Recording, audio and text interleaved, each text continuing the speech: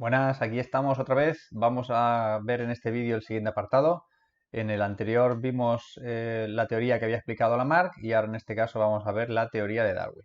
¿Vale? Así que, bueno, quitamos la portada del tema y nos vamos a Darwin.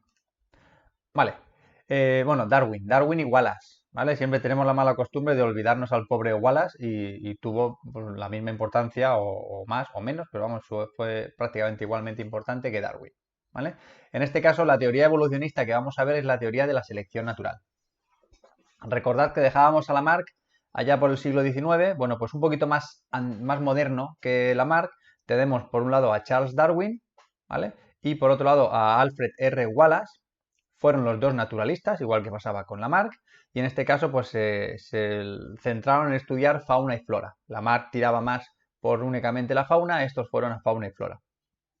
Igualmente, como hemos comentado, estudiaron fauna y flora de muchas partes del mundo. De hecho, Darwin hizo multitud de viajes, ¿vale? Se tiró prácticamente toda la vida viajando y haciendo unos cuadernos con anotaciones y con dibujos que son un verdadero tesoro, ¿vale? Aunque cada uno de forma independiente hicieron una serie de viajes, después sí que es verdad que ambos presentaron sus ideas de forma conjunta en 1858, ¿vale? La teoría evolucionista que presentaron Darwin y Wallace se basaba en estos tres puntos. Tres puntos que ya os recomiendo que os los repaséis porque es una probable pregunta de examen. Igual que no lo dije en el vídeo anterior, pero también los tres principios de la teoría de Lamarck también es una probable pregunta de examen. Así que vamos, yo es estas dos cosas que os he comentado y otra que os comentaré ahora después, no me las dejaría sin estudiar, ¿vale?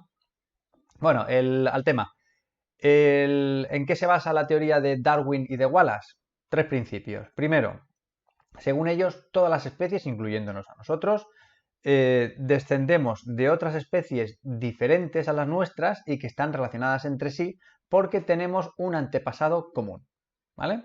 Es decir, si yo comparamos a la especie del ser humano con la del gorila y con la de, yo qué sé, el perro, bueno, pues tanto ser humano, gorila y perro tendremos un antepasado común, ¿vale? Segundo, bueno, esto que parece ahora algo lógico, en su momento era algo completamente transgresor, ¿de acuerdo? Vale, segundo principio. ¿Las especies cambian con el tiempo? Sí. Lamarck decía que esto sucedía en la propia vida del individuo. Darwin va mucho más allá. Darwin no, lo que dice es que sí, es cierto, las especies van a cambiar a lo largo del tiempo, pero este cambio va a ser muy lento. Es decir, las especies cambiarán por la acumulación de pequeños cambios graduales, ¿vale? Y de hecho, a este principio se le conoce como el principio del gradualismo, ¿vale? Es decir, nosotros como especie cambiamos, hemos cambiado y cambiaremos, perdón, de una manera continua, lenta y gradual, ¿vale? Y después, por último, para explicar de qué manera se produce el cambio en estas especies, utilizamos el concepto de selección natural. La selección natural es un concepto en el que nos dice que las especies viven en un determinado ambiente, ¿vale? Y que dependiendo de la capacidad de adaptación que tengan las especies al ambiente, pues estas van a perdurar, van a cambiar o se van a extinguir, ¿vale? Este principio se parecería un poquito al primero que veíamos de Lamarck, que decía que el ambiente era el motor de los cambios, ¿vale? Entonces estos están bastante relacionados. Bueno, como este último es quizá el que tiene más chicha del asunto, ¿vale? El más importante de los tres, bueno, pues vamos a contestar la pregunta de cómo actúa la selección natural, ¿vale? Entonces, actúa en función de estos tres parámetros, de estos tres principios. Tres principios que también son importantes que los estudiéis porque también es probable pregunta de examen. Primero, existencia de una variabilidad heredable. Entre los individuos que forman una población no son todos iguales. Vamos a ponernos nosotros el ser humano como ejemplo. Aunque todos los individuos de nuestra clase somos seres humanos, si nos miramos unos y otros tenemos diferencias. Unos más altos, otros más bajos, unos más gordos, menos gordos, unos rubios, morenos, con pecas, sin pecas, piel más clara, piel más oscura, ¿vale? Es decir, hay una serie de diferencias. Estas diferencias que tenemos cada uno de nosotros se transmiten también además a la descendencia, ¿vale? Y entonces, estas diferencias entre unos y otros, podríamos decir que es la materia sobre la que va a actuar la selección natural, ¿vale? ¿Qué quiere decir esto? que el hecho de que nosotros seamos diferentes también va a hacer que seamos diferentes frente a posibles cambios en el ambiente, ¿vale? Y algunos de esos cambios le pueden venir bien a una parte de la población o le pueden venir mal a otra, ¿vale? Por ejemplo, las personas de piel más oscura resisten más las radiaciones solares. Entonces, ante un cambio en el ambiente que hiciera que el sol pegara con más fuerza, pues las personas con esa característica se verían beneficiadas frente a las de piel más clara que se verían perjudicadas, ¿vale? Más o menos por poner un ejemplo. Bien, segundo principio de cómo funciona la selección natural. Descendencia con modificación. Los descendientes no son réplicas de los parentales, ¿vale? De sus progenitores. Eso solo pasa en el caso de los seres vivos que se reproduzcan de manera asexual, como pasa con las bacterias o con algunos otros organismos, ¿vale? Pero en nuestro caso no. Si nosotros tenemos 1, 2, 3, 4 o 5 hijos, los 5 hijos no van a ser iguales a nosotros, ¿vale? Como padres, ni tampoco van a ser copias entre ellos, salvo en el caso de los gemelos, ¿vale? Lógicamente. Entonces, esa descendencia con modificación va a hacer que las poblaciones a lo largo del tiempo pues vayan cambiando y vaya habiendo cada vez más diversidad, ¿vale? Porque las características se heredan. Y después, por último, reproducción diferencial. Básicamente un ser vivo lo que busca es sobrevivir y dejar descendencia, ¿vale? Los seres vivos que tengan alguna característica heredable más ventajosa van a tener más facilidad para reproducirse y dejar descendencia que aquellos que tienen características heredables menos ventajosas. En el caso que os he puesto antes de la radiación solar y las personas de piel clara y piel oscura, ante una radiación solar muy potente, ¿vale? Lógicamente las personas de piel oscura tendrán una supervivencia mayor y por lo tanto también una descendencia mayor. Con lo que probablemente al cabo del tiempo, de manera gradual, en esa población que al principio igual había 50-50% entre piel clara y piel oscura, poco a poco la piel clara iría disminuyendo frente a la piel oscura que se vería favorecida, ¿vale? Y si un individuo tiene una descendencia donde unos descendientes son de piel clara y otros de piel oscura, pues solamente los de piel oscura a lo mejor llegarán a sobrevivir para volver a tener descendencia nuevamente, ¿vale? Básicamente, esto lo podemos resumir en que, según Darwin, los seres vivos, frente a un cambio en el ambiente, o se adaptaban, ¿vale? O desaparecían.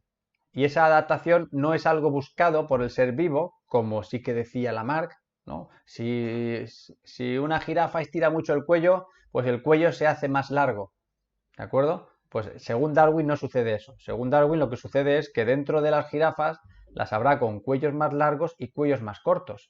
Y frente a un cambio en el ambiente que provoque la desaparición de la vegetación de suelo, las jirafas de cuello más largo se van a ver favorecidas porque van a poder comer vegetación tanto que está más baja como más alta, mientras que las jirafas de cuello corto solo podrían comer la vegetación más baja. Con el paso del tiempo, como probablemente las jirafas de cuello alto se reproducirían más, pues es normal que una jirafa de cuello alto tenga descendencia también de cuello alto. Entonces, poco a poco, en esa población cada vez predominarían más las jirafas de cuello alto y las de cuello corto pues terminarían por extinguirse. El libro nos habla de otro ejemplo, pero es igualmente válido, que sería el de los elefantes, pero en este caso con la longitud de la trompa, ¿vale? Un elefante de trompa larga tiene ventajas frente a un elefante de trompa más corta, primero porque puede beber sin agacharse y segundo porque puede acceder a comida que está más alta, ¿vale? Pues esto lo explicaría Darwin de esa manera, pero no por el uso y el desuso de la trompa, que es como lo diría Lamarck, ¿vale? Os quiero un poquito que quede claro eso. Bien, después, selección sexual y coevolución. Una vez que Darwin y Wallace publican ese texto, que es el del origen de las especies, Darwin, lógicamente, siguió trabajando para perfeccionar su teoría. Y entonces a esta teoría de la selección, o a este mecanismo evolutivo de la selección natural, introdujo otros mecanismos más, ¿vale? En este caso, la primera, la selección sexual. Aquí estamos hablando de la reproducción, ¿vale? Entonces, muchos naturalistas habían observado que en la naturaleza hay seres vivos de todos los colores, de todas las formas, con conductas muy raras, colores, formas o conductas que a priori serían difícilmente explicables porque los hacen muy vulnerables. Por ejemplo, fijaos el pavo real, ¿vale? El pavo real, si veis esos colores que tiene y esa cola que cuando la despliega es enorme, tiene una amplitud muy grande, eso hace que ese pavo real sea un reclamo perfecto para que venga un depredador y se lo coma. ¿De acuerdo? ¿Por qué entonces los pavos reales macho tienen esa coloración y tienen ese plumaje? Algo que en teoría los hace más vulnerables. Pues según decía Darwin, en este caso es por la selección sexual. Es decir, hay ciertas conductas o ciertas formas o ciertos colores que se pueden explicar porque sirven para favorecer la reproducción entre individuos. Si miráramos al pavo real hembra, en este caso, pues veríamos que es algo muchísimo más discreto y además en muchas ocasiones con colores muy parecidos al suelo y a la vegetación, porque muchas de las aves, como pasa también con muchos patos, con las anátidas, en el caso de las hembras van a tener coloraciones tirando a terrosas para así camuflarse y entonces hacer más difícil que cuando están incubando los huevos, pues estos puedan ser atacados por algún depredador, ¿vale? Conductas un poco extrañas, difícilmente explicables, pues fijaos, por ejemplo, bueno, el caso de la mantis religiosa, ¿vale? Que el macho en un porcentaje muy elevado de las ocasiones, tras aparearse, muere, ¿vale? Pero es que sabe que la única manera de aparearse es que después venga ese fin, ¿de acuerdo?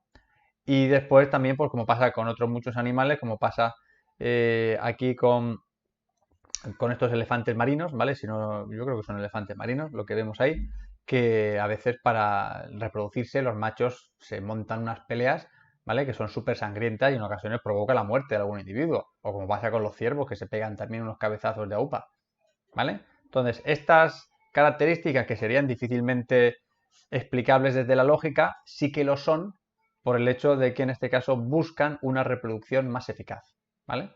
Y, por ejemplo, en el caso de los pavos, pues el pavo real macho que sea más llamativo, pues probablemente será el que se lleve el gato al agua y el que se reproduzca con la hembra, ¿vale? Bien, y después el último de los mecanismos que también introdujo Darwin es el mecanismo de la coevolución. Coevolución significa lo mismo que evolución en común o evolución conjunta. Entonces, hay veces que podemos encontrar dos especies diferentes que han interactuado de una forma tan estrecha que un cambio en una de las especies provoca un cambio en la otra especie, ¿vale? Para que puedan seguir siendo eh, más compatibles, ¿vale? Es decir, hay una interacción recíproca entre un individuo y otro individuo. Bien, Darwin lo estudió sobre todo en las orquídeas. Las orquídeas es un tipo de planta que tiene unas flores muy vistosas y de formas muy diferentes unas de otras, ¿vale? Entonces hay un caso en concreto que es el de la orquídea de Navidad, que sería esta de aquí, ¿vale? Perdón, este sería... no, aquí únicamente se ve el insecto, perdón. La orquídea de Navidad, ahora os pongo una foto, es una orquídea que, bueno, pues tiene una forma, pues más o menos normal dentro de las orquídeas, pero tiene una característica y es que tiene un espolón, es decir, un tubito que tiene entre 25 y 30 centímetros de longitud y en la base del tubito, es decir, al fondo del todo hay néctar, ¿vale? Claro, cuando Darwin se encontró con esa... Mira, voy a enseñarosla y así, o mientras os lo cuento, lo vais viendo. A ver, un segundo. Bien, ahí lo veis, ¿vale? Entonces, Darwin observó esta orquídea. A ver, un segundo, ¿dónde la tengo? Aquí. Darwin observó esta orquídea de color blanco, ¿vale? Que en vista de frente pues no tiene mucha historia, pero entonces vio que este espolón de color verde que estáis viendo que cae hacia abajo, ¿vale? Era hueco y en el fondo había néctar. Claro, ante esa visión, diría, lo primero que podemos pensar es, bueno, ¿y quién narices puede llegar hasta ese néctar? ¿Vale? El néctar es un agua azucarada, que es lo que buscan muchos insectos, ¿vale? Y ¿cómo lo diría? Es como un premio que le da la planta a cambio de ser polinizada, ¿vale? Bueno, pues claro, cuando Darwin ve esta flor con este tubo, dice, si hay una flor que tiene un tubo, un espolón se llama realmente, de 30 centímetros hueco con agua azucarada en el fondo, es porque tiene que haber algún insecto que tenga una lengua de 25 o 30 centímetros para poder llegar a ese tubo, ¿vale? Y como podéis ver aquí a la izquierda, esta mariposa o esta polilla, porque yo creo que es de esa familia, ¿vale? De nombres súper extraños, que lo tenéis apuntado en el libro, pues tiene efectivamente esa lengua de esa longitud que es exactamente compatible, ¿vale? Con la de la orquídea. En este caso es un ejemplo claro de coevolución. ¿Qué consigue la orquídea o qué ganancia tiene? Pues hay un beneficio mutuo. Por un lado, la mariposa se asegura que hay una planta con un néctar que solo ella puede conseguir, ¿vale? Y el beneficio que va a obtener la orquídea es que usando esa estrategia va a tener a un grupo de insectos, en este caso esas mariposas, que siempre van a ir a buscarla y la van a polinizar, ¿vale? Entonces este sería un caso un poco extremo de esa coevolución, donde se ve como dos especies distintas, por un lado la orquídea y por otro lado la polilla o mariposa, han evolucionado juntos para ser compatibles, ¿vale? En el mundo de las orquídeas, como os digo, hay, hay formas súper extrañas. Si no, intentad meter en Google orquídea abeja y veréis que os va a aparecer una orquídea con una forma que recuerda muchísimo a este insecto, ¿vale? Y es por lo mismo, es para intentar atraerlo y ser polinizado, ¿vale? Bueno, pues lo dejamos aquí y nos vemos en el siguiente apartado. Venga, un saludo, hasta luego.